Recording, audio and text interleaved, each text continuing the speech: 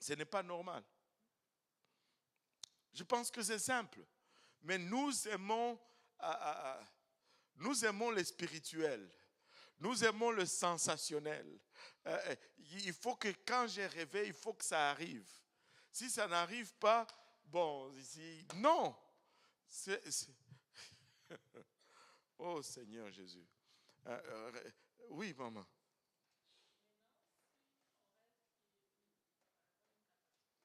Oui. C'est pas grave. Ça ne va rien changer, au fait. Euh, on- ça ne va rien changer. Parce que, regarde, on aurait pu ne pas rêver et que ça allait arriver. Bon,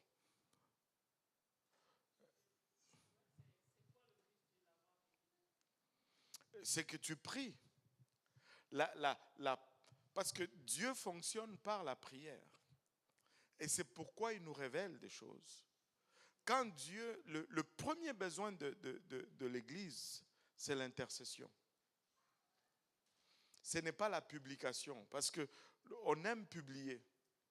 Parce que quand on publie et que ça arrive, notre spiritualité est reconnue et validée.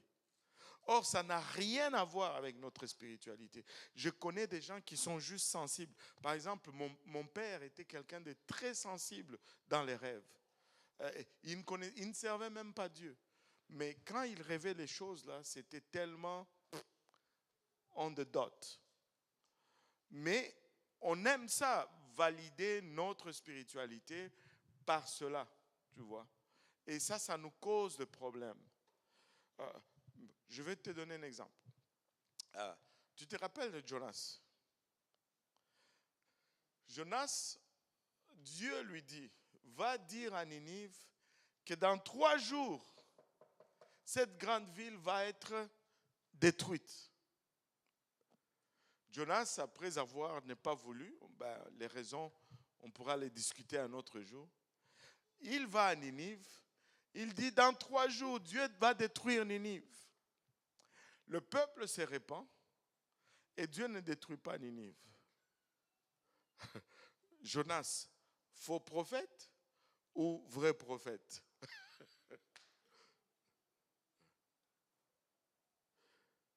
Et c'est là le piège. Dernièrement, je suis tombé sur la bonne définition. Ah, ah, le, la, la validité d'une prophétie, c'est qu'elle va accomplir et soutenir le rôle du prophète. Et le rôle du prophète, ce n'est pas de dire l'avenir. Le rôle du prophète, c'est de ramener le peuple dans le voie de Dieu. Une vraie prophétie va ramener le peuple dans le voie de Dieu. Ce n'est même pas si ça se réalise ou pas. C'est si ça ramène les gens à la repentance ou pas. C'est comme ça qu'on mesure la validité vraiment d'une prophétie. Et qu'est-ce que ce message m'amène? Quelqu'un dit, je veux prophétiser sur toi. Tu vas devenir millionnaire demain. Ben, peut-être demain, je deviens millionnaire. Mais est-ce que c'est vraiment une prophétie valide? Et là, je deviens millionnaire, je commence à mener une vie de débauche et je suis parti. Non. Le rôle primaire du prophète, c'est de ramener le peuple dans le voie de Dieu. Et Dieu va lui montrer l'avenir pour qu'il puisse donner des avertissements. Si nous continuons dans ce chemin, voilà ce qui va arriver. Et quand les gens voient ces choses arriver, ils se disent, wow, on devrait faire attention parce que ce que cet homme nous a dit est valide. Voilà pourquoi Dieu montre l'avenir au prophète. La prophétie, ce n'est pas une divination de l'avenir. La prophétie, c'est de ramener les gens dans les voies du Seigneur.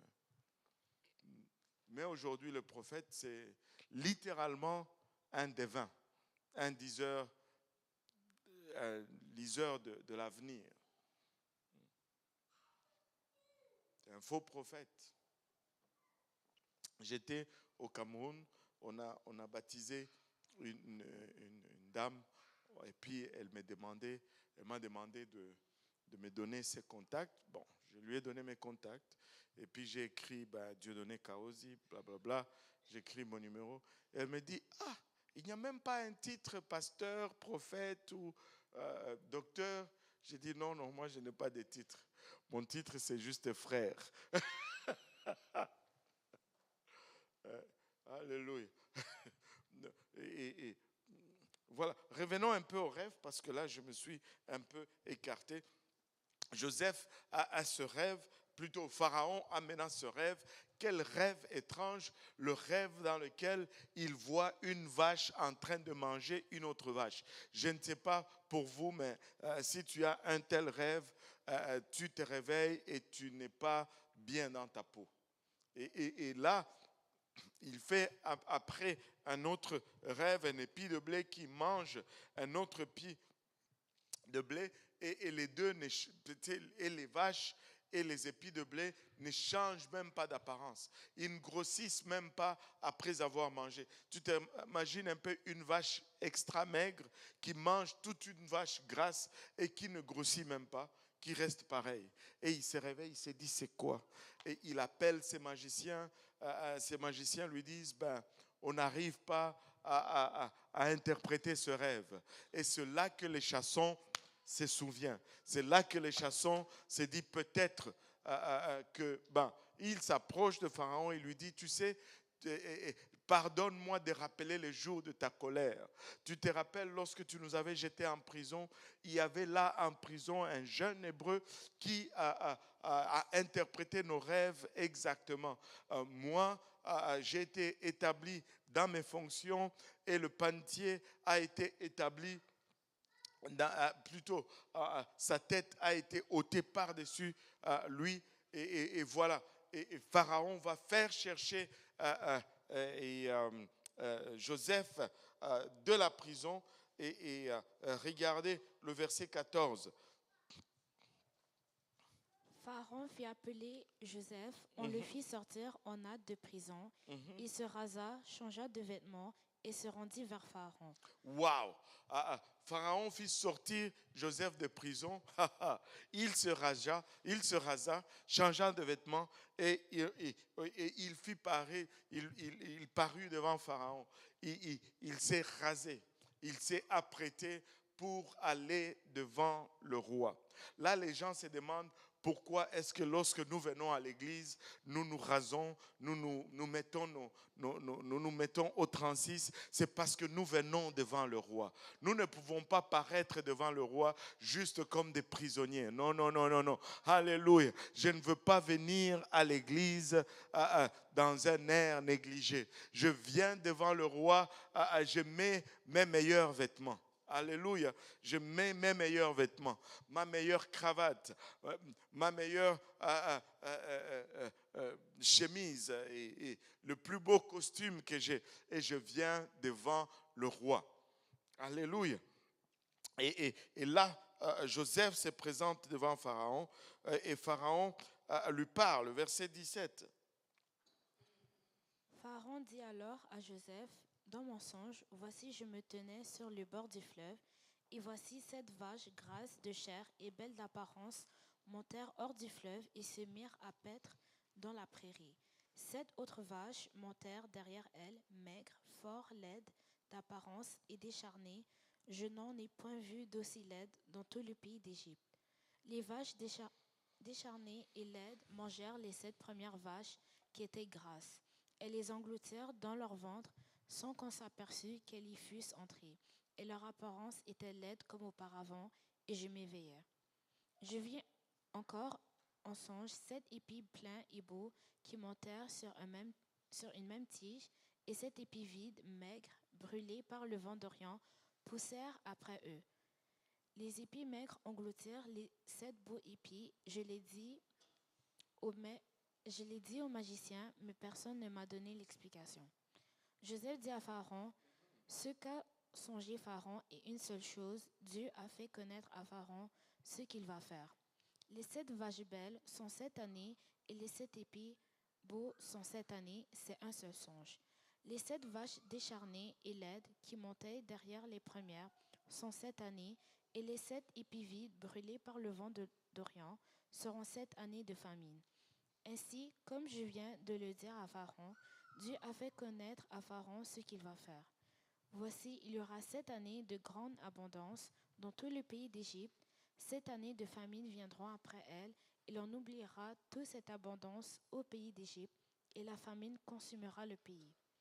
Cette famine qui suivra sera si forte qu'on ne s'apercevra plus de l'abondance dans le pays. Si Pharaon a vu le songe se répéter une seconde fois, c'est que la chose est arrêtée de la part de Dieu et que Dieu se hâtera de l'exécuter. Maintenant que Pharaon choisisse un homme intelligent et sage et qu'il le mette à la tête du pays d'Égypte, que Pharaon établisse des commissaires sur le pays pour lever un cinquième des récoltes de l'Égypte pendant les 7 années d'abondance, qu'il rassemble tous les produits de ces bonnes années qui vont venir, qu'il fasse sous l'autorité de Pharaon des amas de blé, des provisionnements dans les villes et qu'il en ait la garde. Ces provisions seront en réserve pour le pays, pour les 7 années de famine qui arriveront dans le pays d'Égypte, afin que le pays ne soit pas consumé par la famine. Ces paroles plurent à Pharaon et à tous ses serviteurs, et Pharaon dit à ses serviteurs, trouverions-nous un homme comme celui-ci, ayant en lui l'Esprit de Dieu? Et Pharaon dit à Joseph, puisque Dieu t'a fait connaître toutes ces choses, il n'y a personne qui soit aussi intelligent et aussi sage que toi. Je t'établis sur ma maison et tout mon peuple obéira à tes ordres. Le trône seul m'élèvera au-dessus de toi. Pharaon dit à Joseph, vois, je te donne le commandement de tout le pays d'Égypte. Pharaon ôta son anneau de la main et le mit à la main de Joseph. Il le revêtit d'habits de fin lin et lui mit un collier d'or au cou. Il le fit monter sur le char qui suivait le sien, et l'on criait devant lui à genoux. C'est ainsi que Pharaon lui donna le commandement de tout le pays d'Égypte. Waouh! Et là, Pharaon donne, plutôt Joseph donne l'interprétation du rêve à Pharaon. 7 années d'abondance qui seront suivies de 7 années de famine. Et il donne par rapport à cela un conseil. Il dit, il faut que tu ne manges pas tout. Ça, c'est un conseil qu'on devait avoir tous. Tu sais, il ne faut pas tout manger. Allô? Oh boy. Allô? Il ne faut pas tout manger. Dans ton salaire, là, il faut toujours avoir un 5% que tu épargnes.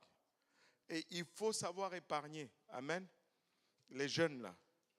Il faut savoir épargner. Surtout vous qui vivez chez vos parents, vous travaillez, vous ne payez pas de loyer ou à peine.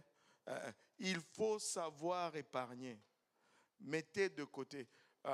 Nous, les immigrants, souvent, nous attendons d'avoir le jackpot pour commencer à économiser. Ça ne marche pas comme ça. Tu sais, commence à mettre même $5 par semaine de côté. Tu te dis, mais ça ne fait aucune différence. Regarde, si le Seigneur ne revient pas bientôt, là, on est ici sur terre pour longtemps. Et d'ici là, tu vas voir 5 ans passer, tu n'as rien fait. Mais si tu mettais même ces $5 de côté, ben, tu auras ça sur quoi retomber. Et il faut développer cette habitude. Je ne sais pas pourquoi, mais je dois parler à quelqu'un. Il faut développer cette habitude d'épargner. Allô? Alléluia. Et l'épargne, je veux vous dire le secret.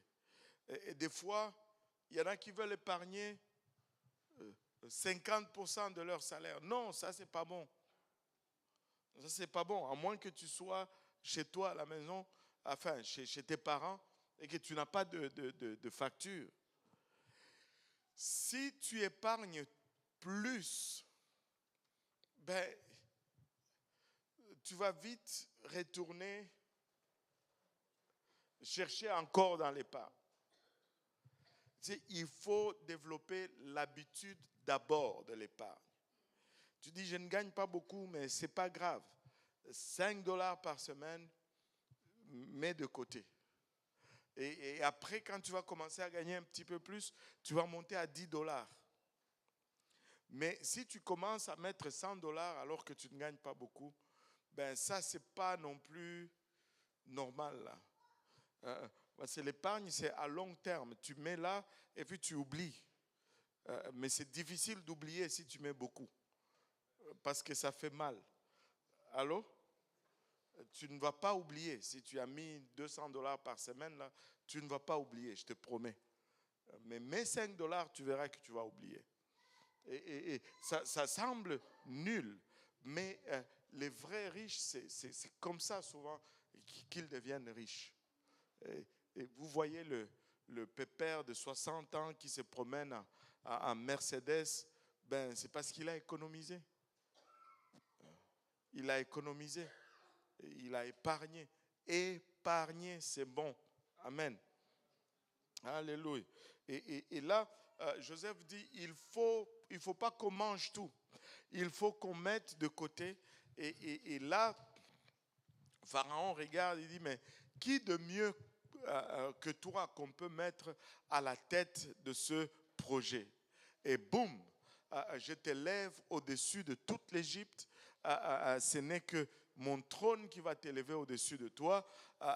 La maison de Pharaon était sous le contrôle de Joseph.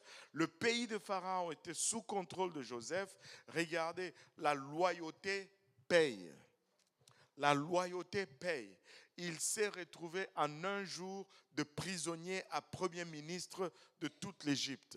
En un jour, il s'est retrouvé des conditions les plus pires, peut-être aux conditions les meilleures. Alléluia, en ce qui concernait le moment où il était en train de vivre. Laissez-moi vous dire, tu es peut-être dans une situation qui perdure, tu es peut-être dans une situation qui n'est pas l'idéal pour toi, mais ne décourage pas, aie le cœur de Joseph, aie l'attitude de Joseph, parce que Dieu peut changer tes circonstances en un seul jour. Bang! Peut-être la galère persiste, mais ne te laisse pas décourager. Ne laisse pas ce qui est extérieur affecter ton attitude intérieure. Laisse Dieu qui est à l'intérieur être maître de ton attitude. Aime là où tu n'as pas de raison d'aimer. Sers là où tu n'as pas de raison de servir. Demeure loyal là où tu n'as pas raison d'être loyal. Et vois Dieu agir en ta faveur. Dieu a agi en faveur. Dieu a tranché pour Joseph parce que Joseph n'a pas tranché pour lui-même. Très souvent, nous voulons trancher. Mais si nous avons tranché, Dieu n'a plus besoin de trancher pour nous. Et laissez-moi vous dire, le jugement de Dieu est meilleur que le jugement que vous pouvez vous octroyer vous-même. Laissez Dieu être le juge. Laissez Dieu trancher pour vous. Laissez Dieu trancher pour vous. Demeurez loyal. Gardez, laissez-moi vous dire, vous allez dire, oh blablabla. Vous savez, laissez-moi vous dire ceci. Il n'y a qu'une seule chose qui est notre pire ennemi, c'est notre orgueil. Si nous pouvons contrôler notre orgueil, nous allons contrôler notre attitude. La chose qui corrompt notre attitude, c'est souvent notre orgueil. Mais si il y a de l'humilité, notre attitude va démontrer cela et vous allez pouvoir supporter tout. Si tu penses vraiment que tu es un esclave, quand on te traite comme un esclave, ça ne va pas te déranger. Si tu penses vraiment que tu es le moindre, quand on va te traiter comme le moindre, ça ne va pas te déranger. Mais si tu penses que tu es supérieur ou qu'on te traite comme un moindre, oh, c'est là que ça t'affecte. C'est là que ça t'affecte, oui.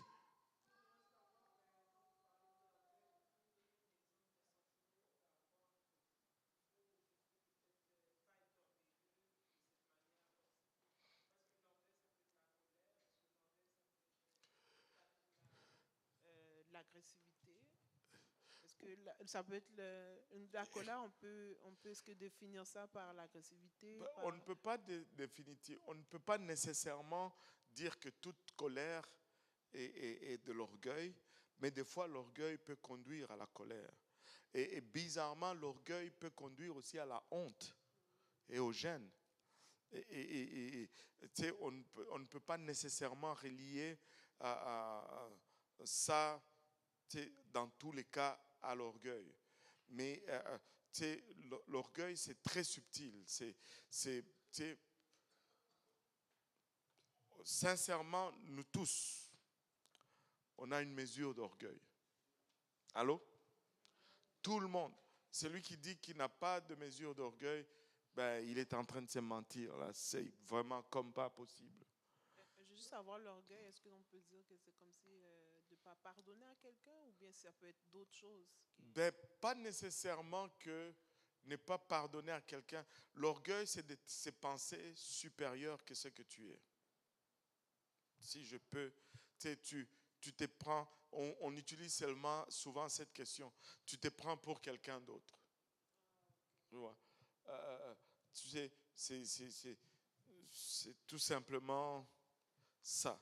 Mais non, ça peut générer la colère, quand souvent on te traite comme tu n'aimes pas ou comme tu ne penses pas que tu devais être traité. Et c'est ça. Tu sais,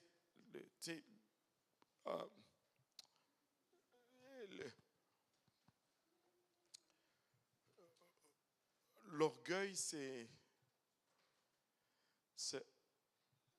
l'outil que le diable utilise le plus puissamment. C'est son outil le plus efficace, on va dire ça comme ça. Les plus efficaces. Parce que quelque part, nous en avons tous. Et à quelque part, si cela est bien canalisé et que c'est mis entre les mains de Dieu, c'est ce qui nous pousse à peut-être, par exemple, exceller au travail, prendre nos responsabilités. Ce n'est pas... c'est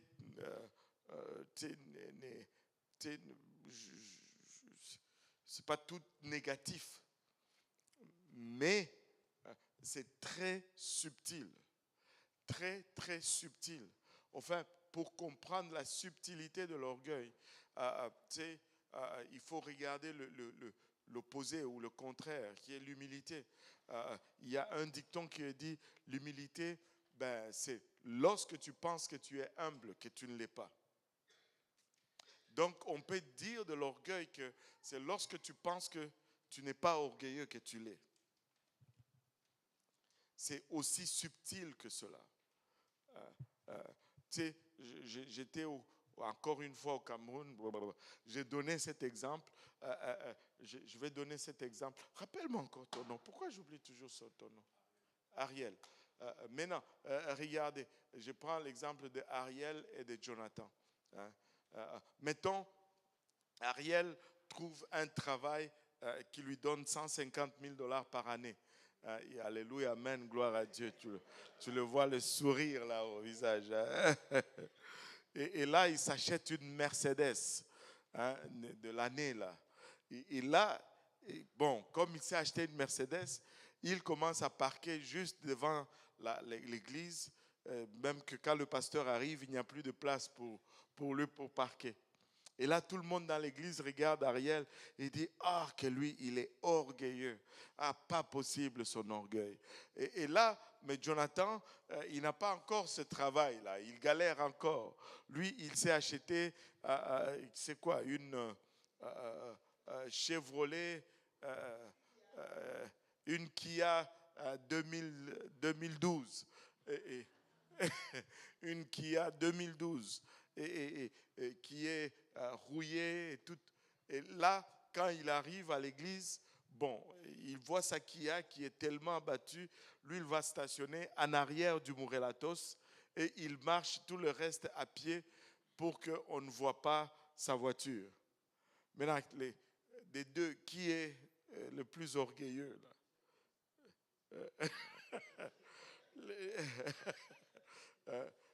Le gars de Mercedes, qui la met en avant, ou le gars de la Kia qui la met là cachée pour que personne ne voie sa voiture.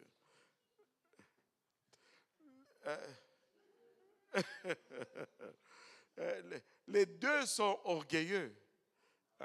Ce n'est pas moins de l'orgueil de cacher sa pauvreté que ça l'est de montrer sa richesse là. Allô? On va voir, celui qui cache là, on va avoir tendance à dire, ah bon, lui, il n'est pas orgueilleux, il a honte. Mais c'est de l'orgueil. Ce n'est pas la honte. Aïe, aïe, aïe. Et donc, un sentiment qu'il faut savoir mettre entre les mains de Dieu.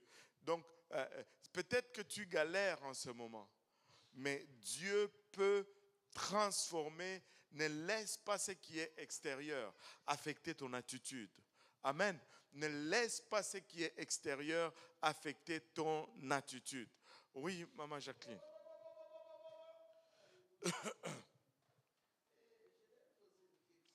Mm-hmm. Timidité, est-ce que c'est l'orgueil? La timidité. Parce que, excuse-moi, je vais dire la vraie vérité là. Ouais. Quand j'ai découvert Dieu de ma vie, j'étais timide de parler. Aujourd'hui, c'est une autre chose là.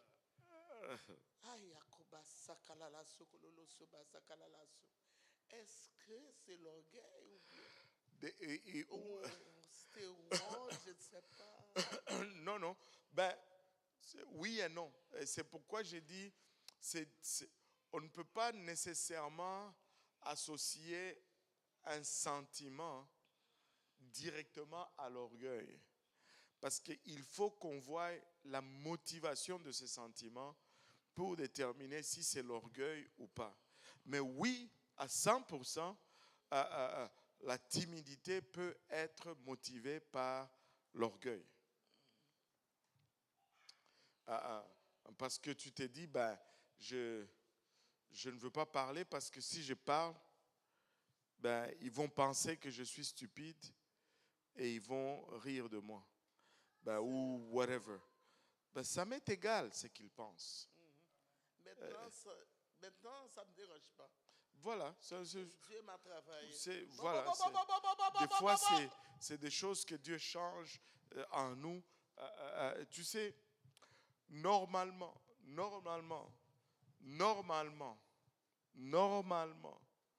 c'est la clé là, c'est d'accepter qui tu es, tes défauts et tes qualités. Personne n'est parfait. Amen. Mais le problème, c'est que nous sommes toujours un très bon avocat de nous-mêmes et très mauvais juge de nous-mêmes. Nous pensons tous que nous sommes bons. Allô? Personne. Nous pensons, quand je dis nous pensons que tous nous sommes, nous pensons tous que nous sommes corrects. Amen. Je pense que je suis correct. Et toi, tu penses que tu es correct. Ariel pense que, il est quand même correct. Mais c'est parce que, nous nous jugeons, correct nous-mêmes. Notre jugement de nous-mêmes n'est pas toujours très objectif. On va dire ça comme ça. Mais ne laisse pas, encore une fois, je vais retourner sur mes traces, ne laisse pas les choses extérieures affecter ton attitude. Sois un chrétien, sois un modèle de Christ, sois un Joseph.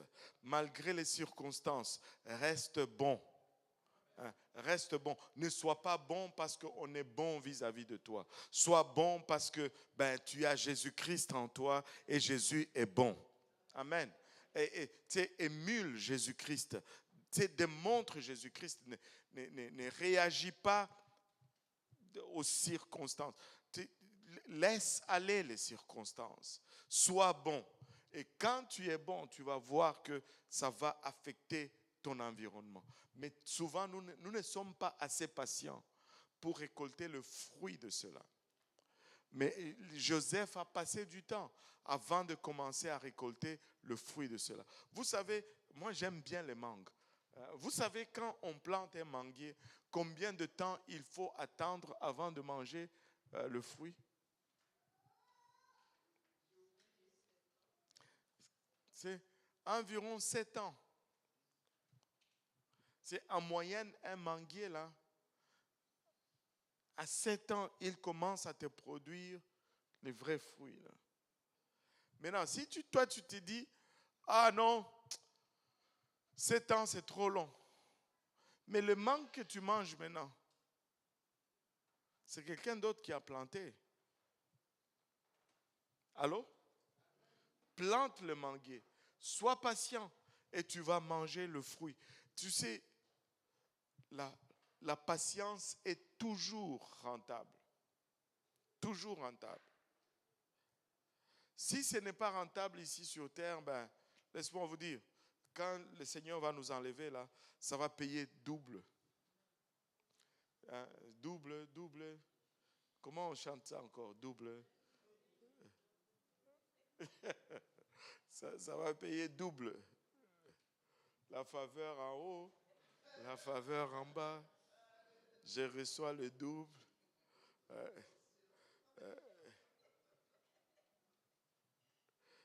Tu sais, il y a la faveur en haut, il y a la faveur en bas. Si tu n'as pas reçu la faveur en bas, c'est quand tu vas aller en haut là, tu vas recevoir le double. Le double. C'est comme si tu laissais en banque. Tu sais, quand on était petit là, on vous donne tous un morceau de mangue. Tu attends un peu que tous les autres aient fini de manger leur morceau. Et là, tu vois Thierry qui rigole comme pas possible. Il est maître dans ça, là. Tu attends d'abord que les autres aient mangé. Et là, à la fin, quand tout le monde a mangé, là, tu commences à savourer pour juste rendre les autres plus jaloux. Même si tu ne reçois pas maintenant, quand tu vas recevoir après, ça va être 2 fois plus succulent. Amen. Alléluia. Donc, soyons bons. Amen. Soyons bons. Gardons nos cœurs. Ayons cette bonne attitude. Soyons bons et donnons. Soyons bons. Soyons bons. Amen. Alléluia. Et là,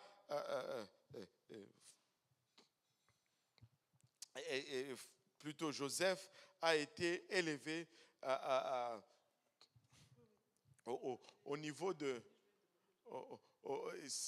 Joseph a été élevé au niveau de premier ministre en un seul jour. En un seul jour, il est passé de prisonnier à premier ministre. Et regardez,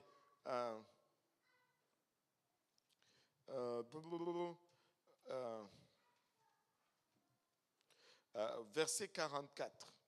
Chapitre 41, verset 44. Oh, une question? C'est toujours sur le sujet de l'orgueil. De l'orgueil. Oui, parce que moi, j'ai un problème, là, justement, et puis ça a rapport avec ça. Puis j'aimerais savoir comment Dieu nous demande de se comporter face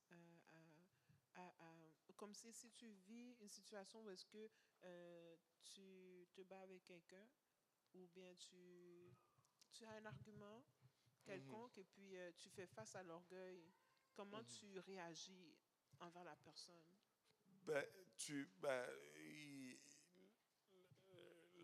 La solution à ça, c'est d'abord pardonner. Ça, on m'a dit ça. Ouais. Mais si la personne... Oui, ok, le pardon. Oui, ça commence par là. Le pardon. Je vais vous donner un exemple. J'ai parlé avec quelqu'un aujourd'hui. Il dit qu'il y a... Juste un instant, quand vous dites pardonner, ce n'est pas nécessairement que la personne t'a fait un mal, mais c'est que si tu vois que tu sens que la personne... Quand tu dis pardonner, moi, je n'arrive pas à comprendre pardonner. Qu'est-ce que tu veux dire? C'est comme si... à chaque fois que la personne te fait quelque chose, tu dis, ok, c'est pas grave. Ce n'est pas je te pardonne, c'est ça? Au moins. C'est pas nécessairement que la personne t'a fait quelque chose au départ. C'est juste que... Non, mais c'est parce que s'il y a conflit, c'est parce qu'il y a quelque chose qui a été... Ah, ok, qui n'est ok, pas oui. correct, Si là. tu viens être orgueilleuse parce que la personne t'a fait un mal. Non. Tu peux être orgueilleux tout seul, sans que personne ne te fasse le mal. Oui, oui, c'est vrai. Tu vois? Maintenant, quand quelqu'un fait quelque chose contre toi, ton orgueil peut te pousser à ne pas pardonner, ton orgueil peut te pousser tu sais, à entrer dans un conflit, ton orgueil peut te pousser à répliquer à cela. Tu vois? Maintenant, la solution quand quelqu'un t'offense, c'est le pardon. J'allais donner l'exemple de quelqu'un avec qui je parlais aujourd'hui. Il y a eu une situation, tu sais, deux personnes qui l'ont offensé. Il dit, pasteur, tu sais, mes pensées n'étaient plus à la bonne place. Et quand j'ai prié, ben, le Seigneur m'a mis à cœur. Tu sais, expressement, il a payé quelque chose pour ces personnes-là. Il leur a fait une faveur pour vaincre le sentiment qui était en lui. Tu dis, tu sais, par exemple, tu viens, tu me voles $1000 par exemple. Mais je me sens tellement mal, je me sens tellement lésé. Je dis, bon, tiens, pour vaincre ce sentiment, tiens, voilà, je te donne $200. Ariel, on fait comment là? Là, c'est la vraie bataille. Hein? Ariel dit non, je ne suis pas encore arrivé là.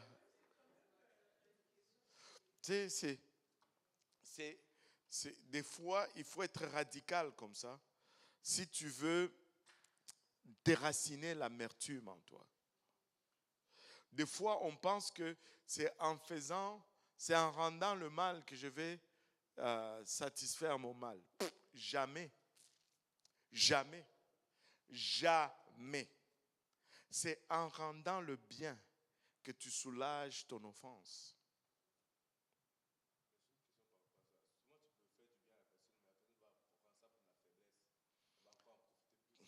C'est pas grave si on prend ce que tu es faible.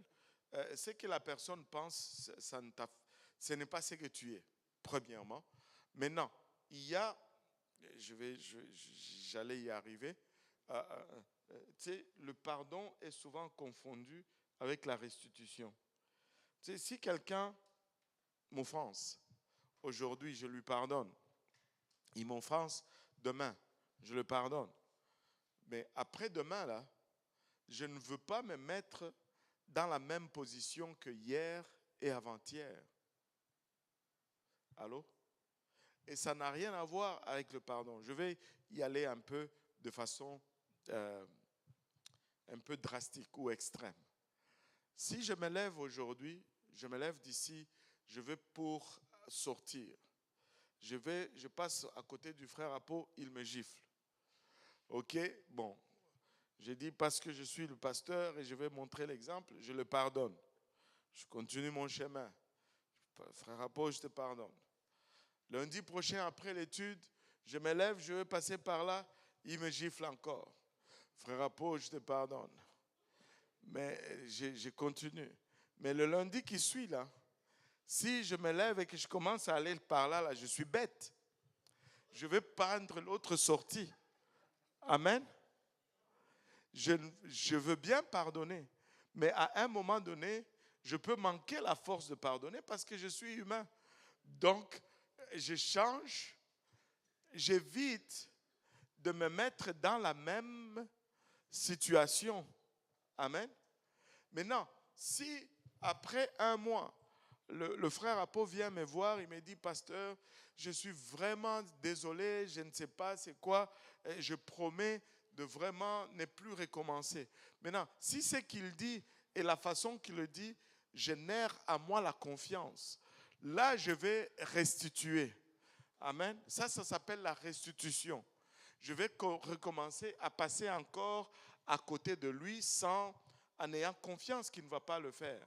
La restitution n'est pas obligatoire. C'est pourquoi la Bible nous dit, du temps que ça dépend de vous, soyez en paix avec tout le monde. Mais le pardon est obligatoire. La Bible nous dit, pardonnez-nous nos offenses comme nous pardonnons aussi à ceux qui nous ont offensés. Alléluia. Donc, même si il prend que tu es faible, ça c'est tant pis pour lui. Toi, tu as un objectif, tu as une direction. Et ce que tu cherches, ce n'est pas sa validation, c'est la validation de Christ. Est-ce que Christ te regarde et dit que tu es faible? Ça, c'est une autre chose.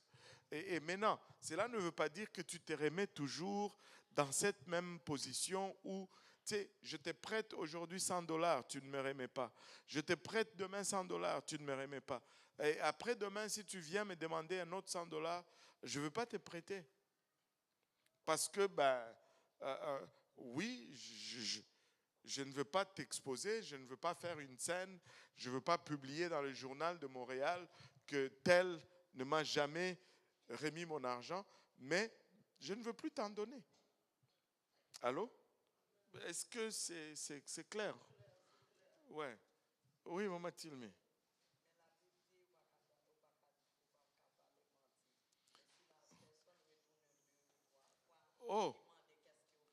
Oh, j'ai dit, je ne peux pas te donner. Non, ce n'est pas péché. Je ne suis pas obligé de te donner. Mentir, c'est de dire, oh, je n'en ai pas. Si tu en as, tu dis tu n'en as pas, là tu mens. Je dis non, je ne peux pas te prêter l'argent. Je peux te dire, je ne peux pas te prêter. Je ne suis pas obligé de te prêter, même si j'en ai. Ce n'est pas une obligation. Allô? Alléluia. Ne mens pas. Ne dis pas, je n'en ai pas, alors que tu en as. Ouais, c'est ça. Je dis, tu peux dire, je n'ai pas de l'argent à te prêter aujourd'hui. Mais il faut que tu dises que pour te prêter, je n'en ai pas. Je ne veux pas te donner. Je ne te prête pas.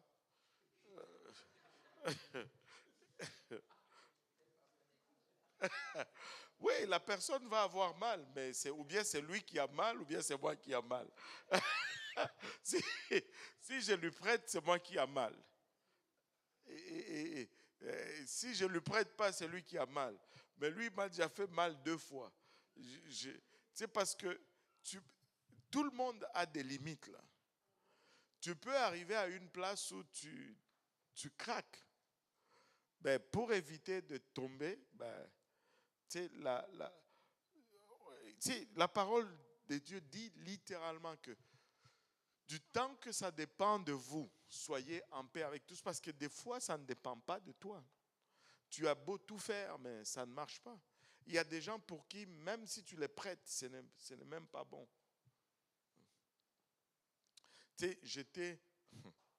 Anyway, je vais vous raconter toutes les histoires du Cameroun, mais on va juste continuer parce que là, il est déjà 21h, moins 10, moins 9.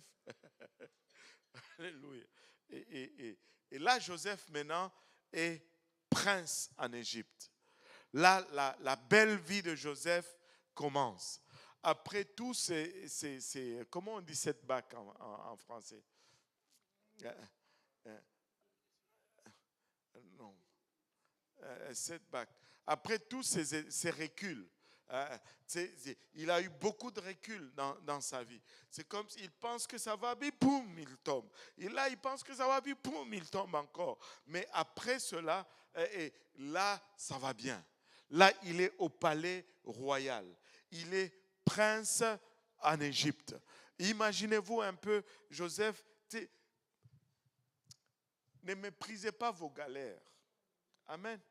Ne méprisez pas vos galères. Passez vos galères avec une bonne attitude. Parce que aussi le problème aussi c'est ceci. Nous sommes dans les galères, mais notre attitude pue tellement mauvais que Dieu décide de nous laisser encore plus longtemps dans cette galère. Parce que cette galère justement, c'est pour changer cette mauvaise attitude. Mais nous continuons à perpétrer cela. Et cette galère ne finit pas. Je ne sais pas, aujourd'hui, là, c'est l'attitude. Amen. L'attitude. Travaillons notre attitude. Et l'attitude là,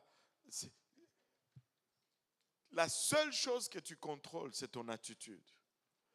Tu ne contrôles pas ce qui t'arrive, mais tu contrôles comment tu réagis à ce qui t'arrive. Amen. Ça, c'est entre ton contrôle. Tu contrôles comment tu réagis. Encore une fois, j'enseignais au Cameroun sur la colère et j'ai dit, la Bible dit expressément ceci. Vous savez que on dit souvent, ah, il m'a mis en colère ou elle m'a mis en colère. C'est tellement faux. La Bible, qu'est-ce que la Bible nous dit? Attends, je vais chercher ça.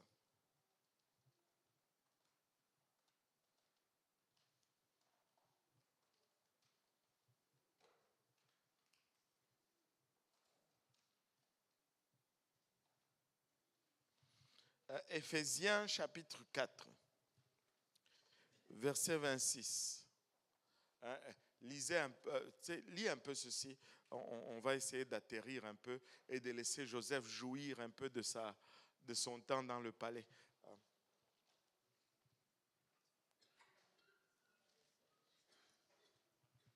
Éphésiens chapitre 4, verset 26. Si vous vous mettez en colère, ne péchez Oh, point. attends, recommence un peu. Nous n'avons pas bien entendu. Recommence. Si vous vous mettez en colère. Oh, attends un peu. Je pense qu'on n'a pas compris. Recommence un peu. Si vous vous mettez en colère. Ah, avez-vous remarqué que ça ne dit pas si quelqu'un vous met en colère?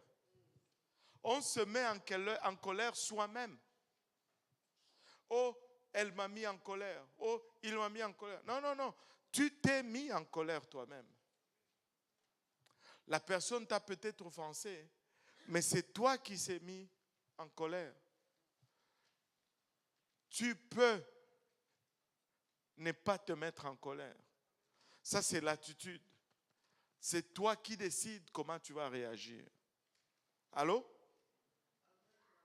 Il dit, si vous vous mettez en colère, pas si Victoria te met en colère. Non, non. Si vous vous mettez en colère, la pauvre. Alléluia. Si vous vous mettez en colère. Allô? À partir de maintenant, tout le monde ici sait maintenant que quand il est en colère, c'est lui-même qui s'est mis en colère. Amen. Allô? C'est ce que la Bible dit. Si vous mettez...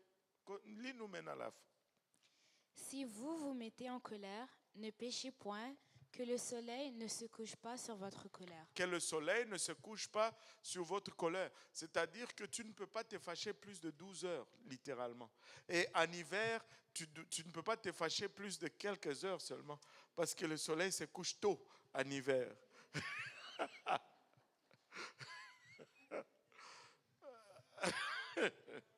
Amen. Oh Seigneur Jésus. Alléluia. Il est très bon. Et donc, notre attitude, nous contrôlons comment nous réagissons. Ne laissez pas ce qui est extérieur affecter votre attitude. Laissez plutôt ce qui est à l'intérieur affecter ce qui est à l'intérieur. Que Christ soit au contrôle de nos attitudes. Soyons des Joseph et des Joséphine. Alléluia. Amen. Alléluia. Alléluia. Et bon, il y a déjà eu beaucoup de questions. Est-ce qu'il y a des questions par rapport à aujourd'hui? On va regarder maintenant Joseph. Non, lisons plutôt un autre passage. Juste un autre passage. On va revenir à Genèse 41. Et juste un passage. 41, verset 45.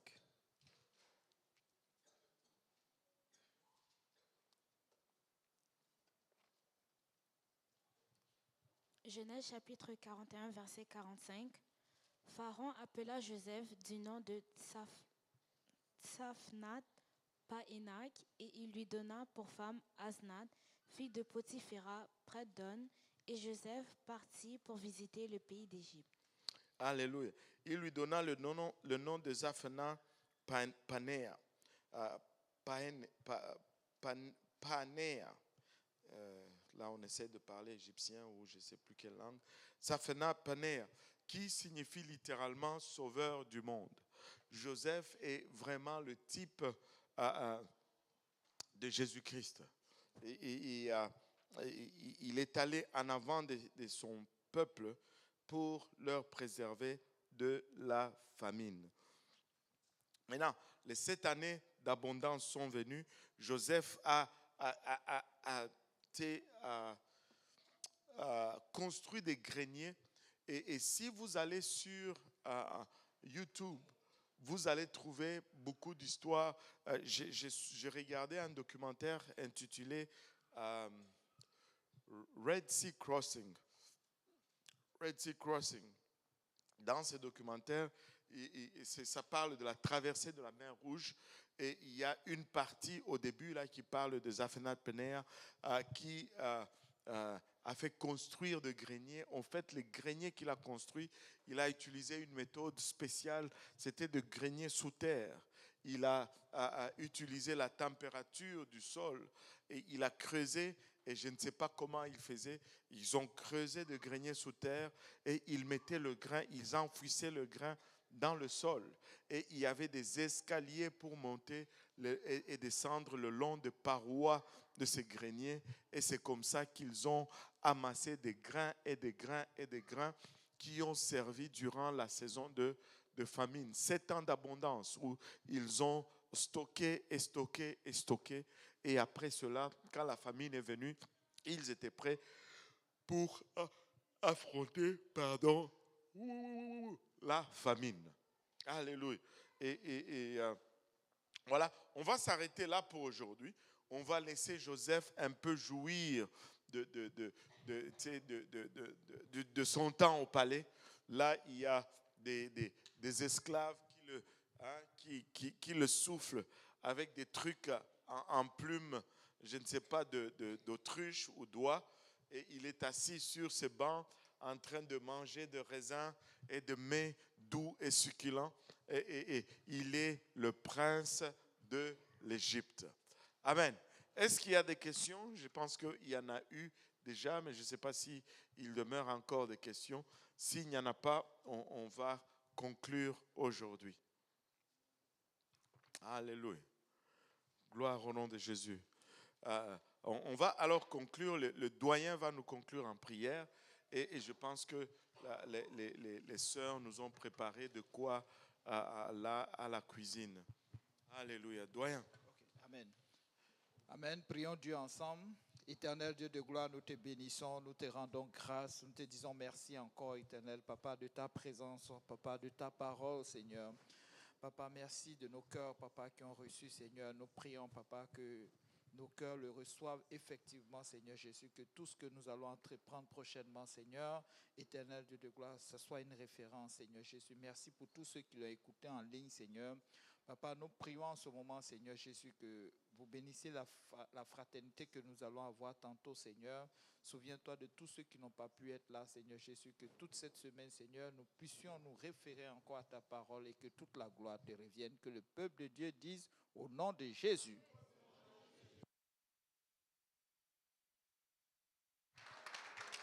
Alléluia. Gloire au nom de Jésus. Merci Seigneur.